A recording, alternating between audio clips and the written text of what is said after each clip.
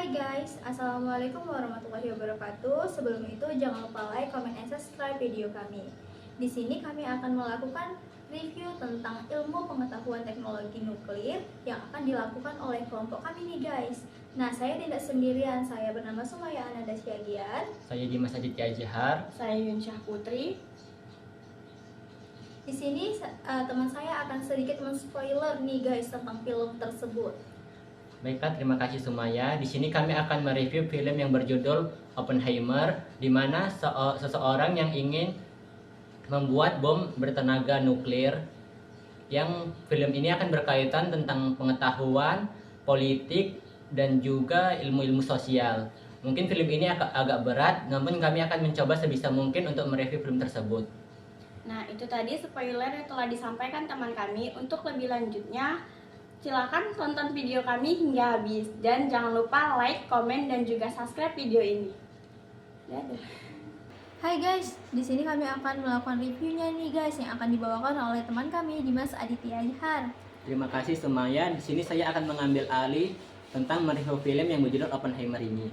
Film Oppenheimer ini menggunakan alur maju mundur untuk menceritakan potongan-potongan dari kisah film tersebut, di mana kita akan dibawa ke satu sudut pandang karakter, lalu akan dibawa ke sudut pandang yang lain, namun dengan latar cerita yang berbeda yang ada di masa depan, masa sekarang, dan masa lalu. Mungkin para penonton akan dibawa kebingungan di awal-awal cerita karena mungkin tidak mengerti dengan apa yang disampaikan pada karakter. Namun seiring berjalannya waktu, pasti akan tetap mengerti apa yang ingin disampaikannya.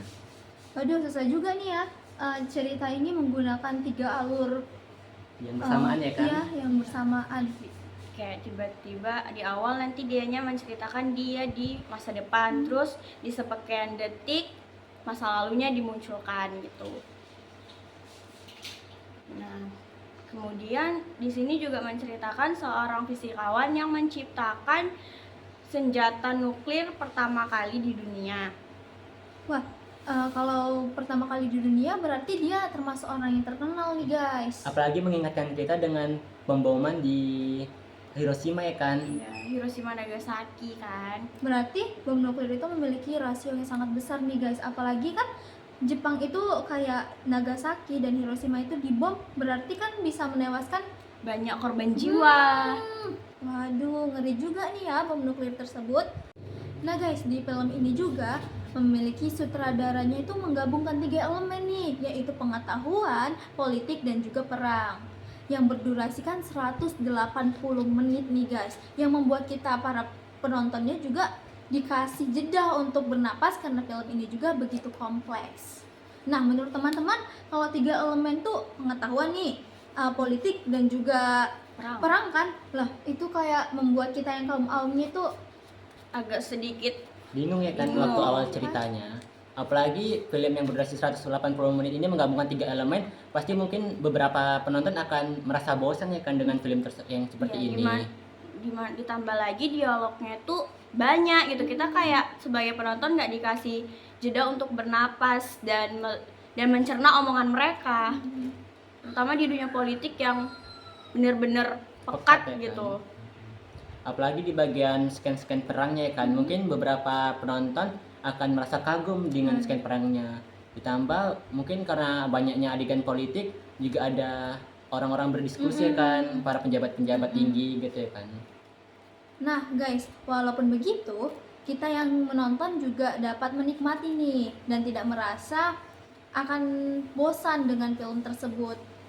Kira-kira kenapa sih kita tidak akan bosan jika menonton film Oppenheimer ini yang berdurasi 180 menit?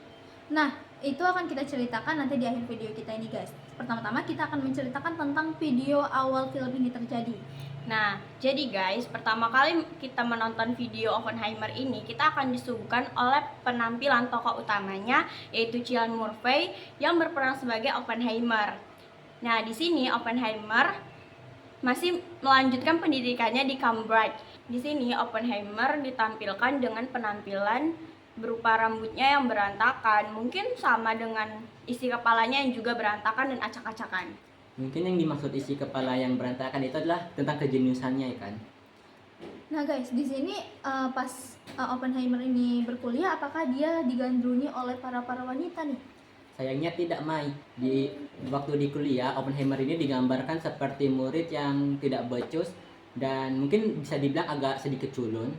Nah guys, uniknya di film Oppenheimer ini mereka mengklaim bahwasannya mereka tidak menggunakan CGI sama sekali. Sutradaranya berhasil membuktikan bahwa tanpa CGI pun visual filmnya masih sangat relevan dan hasilnya dapat bersaing dengan film-film yang menggunakan CGI.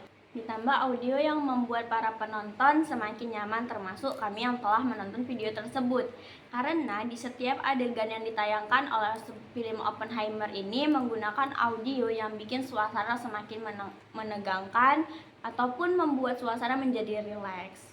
Tandanya prosedurnya pintar ya kan, meletakkan bagian audio-audio yang penting untuk setiap adegannya, dimana jika ada adegan sedih, audio yang dipasangkan pasti juga akan menyayat hati kita sebagai penonton ya kan, untuk ikut merasakan kesedihan tersebut. Ataupun di bagian menegangkan seperti peperangan ataupun politik yang lain, kita seperti terjun langsung ke dalam politik tersebut. Ditambah seperti kata Sumaya tadi yang prosedurnya mengklaim bahwasanya mereka tanpa menggunakan CGI mampu menyaingi film-film lain yang menggunakan CGI tersebut ya kan. Ya, tuh 2, 3. Selain itu, di adegan Trinity-nya momen uji coba ledakan pertama kali dilakukan di sebuah proyek Manhattan yang menurut kami tidak mengecewakan nih guys. Nah, seperti video yang ada di atas ini nih. Karena ledakannya ini terasa nyata dan membuat suasana menjadi menegangkan nih guys. Nah, ditambah lagi sutradaranya yang menyelipkan beberapa adegan yang menunjukkan sebuah reaksi kimia dari atom yang membuat suasana ilmuannya nih yang ada dalam film Oppenheimer terasa sangat nyata. Ditambah cuplikan yang sudah kita lihat tadi, di situ menampilkan ledakan bom nuklir tersebut yang ternyata tanpa menggunakan CGI sama sekali, yang membuat ledakan itu benar-benar nyata. Apalagi di dalam film Oppenheimer ini terdapat ilmuwan-ilmuwan seperti Albert Einstein juga ada kan guys di dalam film ini. Nah, itu seperti terasa bahwa dia benar-benar menjadi seorang ilmuwan nih. Apalagi dia berhasil memerankan Albert Einstein secara nyata.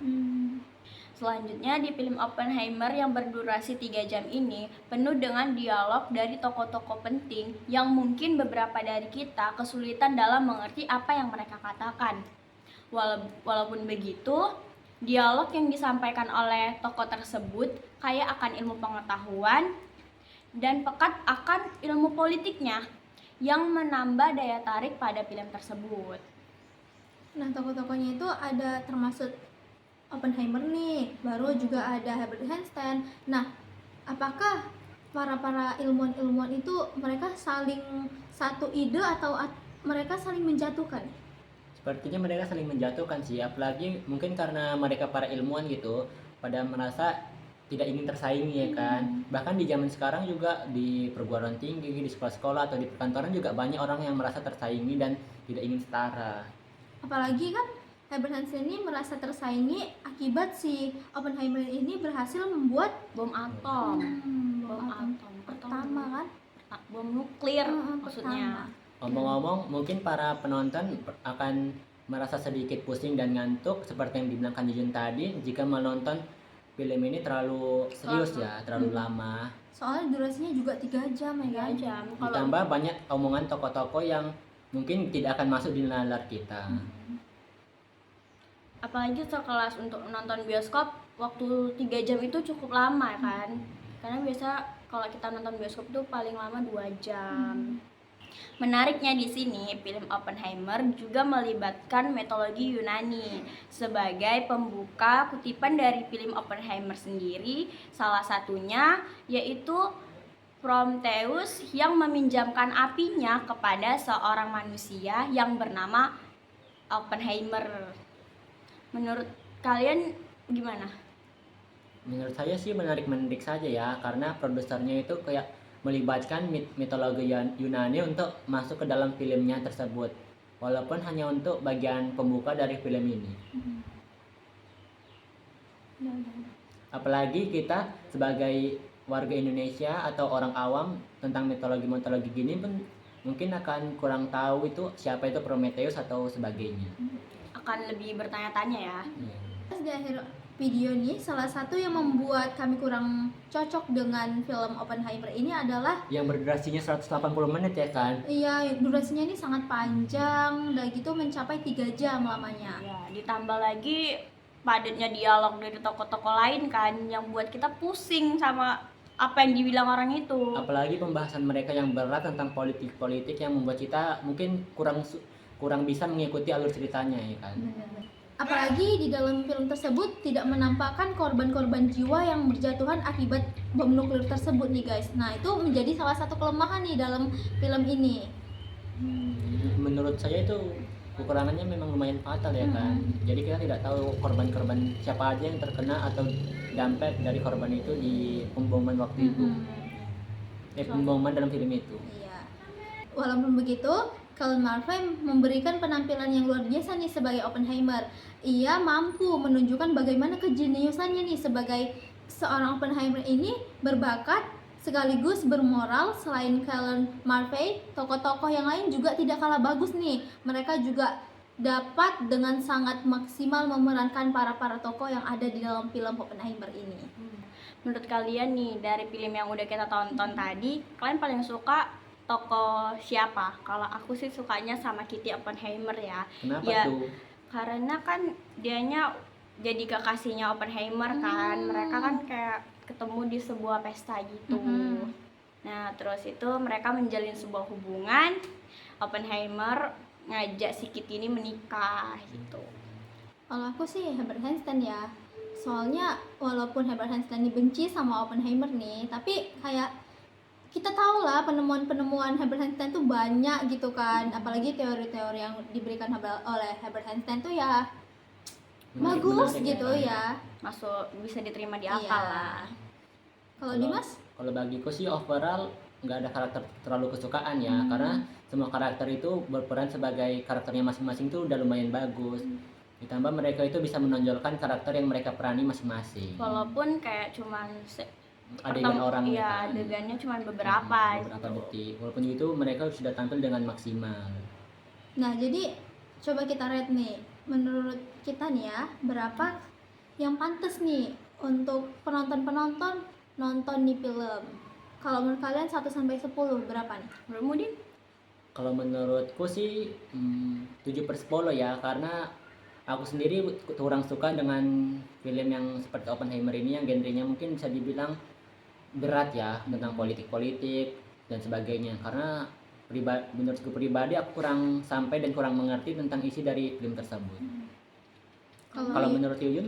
Yuyun dulu deh. Oke, kalau menurutku sih aku dari 1 sampai 10 7 karena kayak dialognya terlalu banyak. Terus durasinya yang panjang juga buat aku agak bosen nontonnya gitu kan. Iya. Kalau Maya?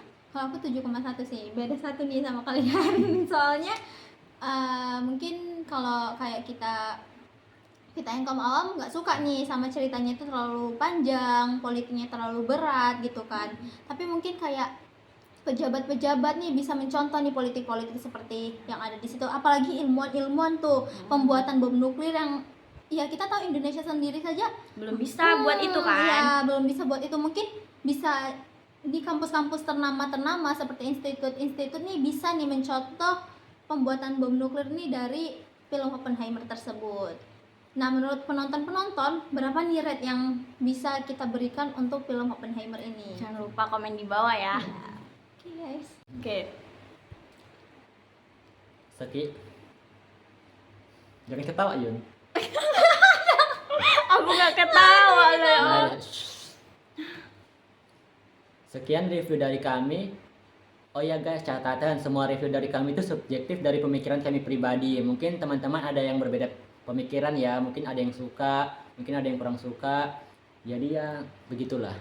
Maklum aja karena kan setiap manusia punya pendapatnya sendiri masing-masing gitu kan. Setiap orang punya pemikiran yang berbeda-beda. Ya guys. Jadi kalau misalnya ternyata pada kalian melihat film Oppenheimer itu dan menurut pendapat kalian sendiri itu berbeda dari pendapat kami mohon maaf. Ya. Baiklah, sekian review dari kami. Lebih kurangnya kami mohon maaf. Saya di sini bernama Dimas Aditya Ajehar. Saya Yunsyah Putri. Dan saya Sumaya Indonesia Gian. Kami pamit undur diri. Jangan lupa like, comment, and subscribe sekali lagi video kami tersebut. Dan makasih karena udah menonton video kami sampai akhir. Bye bye. Dadah.